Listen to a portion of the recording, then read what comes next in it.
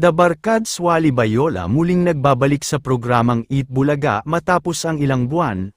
Ngayong araw ng Miyerkules August 5 ay masayang sinalubong ng mga Dabarkads ang pagbabalik ni Wally Bayola sa noontime show na Eat Bulaga matapos ang ilang buwang pagpapahinga dahil sa kanyang aksidente. Sa video na ibinahagi ng official social media account ng TVJ ay makikitang mainit ang naging pagtanggap kay Wally ng mga Dabarkads nang muli siyang makaapak sa entablado.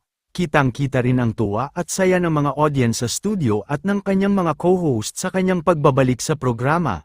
Matatanda ang pansamantala munang nagpahinga si Dabarkads Wally Bayola upang matutukan ang kanyang pagpapagaling at pagti-therapy matapos siyang maaksidente. Ngayon nga ay muli na siyang nagbabalik at muling magbibigay ng 1,001 tuwa na matagal nang hinintay ng mga manunood na talagang sobrang na-miss siya. Marami rin sa mga netizens at fans ang nagpahayag ng kanilang kasiyahan sa social media platform at sinabing mas kumpleto na ulit ang Eat Bulaga ngayong kasama na nilang muli si Wally Bayola tuwing tanghali.